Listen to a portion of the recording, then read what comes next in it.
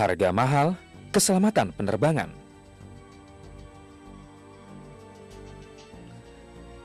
Dalam sebuah industri yang menyimpan potensi risiko teramat besar, seperti industri jasa penerbangan, pengabaian terhadap regulasi keselamatan merupakan sebuah kecerobohan luar biasa. Menganggap sepele aturan dan kemudian melaksanakannya tanpa keseriusan tinggi sama artinya dengan mempermainkan nyawa para pengguna jasa dengan sia-sia. Itulah salah satu pelajaran maha penting yang bisa kita ambil dari jatuhnya pesawat AirAsia QZ8501 Minggu 28 Desember pagi lalu. Pelajaran inti ialah pentingnya kepatuhan terhadap satu ketentuan dan prosedur keselamatan mesti menjadi prioritas utama para pelaku industri penerbangan dalam menjalankan bisnisnya. Tidak ada ruang untuk bermain-main dengan keselamatan, sesepele apapun aturan itu. Dalam kasus tragedi jatuhnya QZ8501, kotak hitam sebagai pemecah misteri penyebab jatuhnya pesawat jurusan Surabaya Singapura itu memang belum ditemukan. Tetapi fakta bahwa manajemen AirAsia telah mengabaikan laporan cuaca BMKG sebelum pesawat lepas landas sangat mungkin menjadi pemicu awal terjadinya peristiwa tersebut.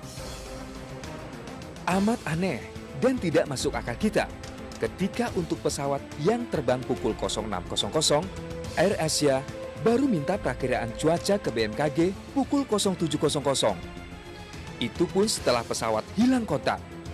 Padahal sesuai regulasi, laporan cuaca itu menjadi salah satu poin yang mesti dijelaskan pada saat briefing pilot sebelum mereka terbang. Celakanya lagi, briefing pilot kerap tidak dilakukan oleh Flight Operation Officer atau FOO termasuk kepada pilot QZ8501. Selain kelalaian manusia dan masalah teknis, cuaca memang bisa menjadi penyebab kecelakaan pesawat. Namun, kita tak bisa mengkambing hitamkan cuaca bila kecelakaan disebabkan maskapai menyepelekan laporan cuaca dari pihak berwenang. Kita mesti mencatat kecelakaan itu sebagai akibat kelalaian manusia, bukan keganasan alam. Kita bukan ingin memberikan kesimpulan dini bahwa faktor pengabaian laporan cuaca itu sebagai satu-satunya penyebab jatuhnya QZ8501. Tetapi, kita ingin fakta itu betul-betul ditelusuri agar tak menjadi spekulasi di saat upaya pencarian penyebab kecelakaan itu tengah dilakukan. Apalagi, tragedi itu juga menyingkap tabir bahwa selama ini banyak maskapai penerbangan, tak hanya AirAsia, yang ternyata tidak pernah mengambil laporan cuaca untuk penerbangan yang disebut Terminal Aerodrome Forecast atau TAF dari BMKG. Padahal, menurut BMKG, TAF merupakan dokumen penting penerbangan. Isinya tentang prediksi kondisi cuaca di bandara asal, bandara yang dituju, dan alternatif bandara untuk mendarat dalam kondisi darurat. Karena itu, di sisi lain, kita ingin ke depan pemerintah berlaku tegas terhadap maskapai nakal yang gemar menyepelekan aturan. Bila perlu, pemerintah harus berlaku keras.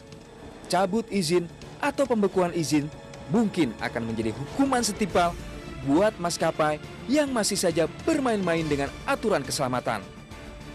Kita cukup mengapresiasi langkah Menteri Perhubungan Ignatius Jonan yang langsung melakukan sidak ke sejumlah maskapai untuk mengingatkan kepatuhan itu. Kita pun mengapresiasi keputusan Kementerian Perhubungan yang membekukan sementara izin AirAsia rute Surabaya-Singapura sampai hasil penyelidikan rampung. AirAsia rute Surabaya-Singapura dibekukan karena melanggar jadwal terbang. AirAsia tidak ada jadwal terbang dari Surabaya ke Singapura pada hari Minggu. Mengupayakan keselamatan memang mahal, tapi nyawa manusia lebih tidak ternilai harganya.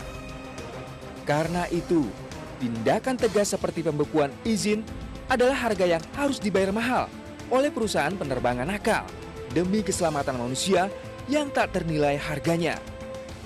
Jadikan musibah AirAsia ini menjadi pelajaran penting bahwa mulai saat ini perusahaan penerbangan maupun pemerintah tak boleh lagi bermain-main dengan nyawa dan keselamatan manusia.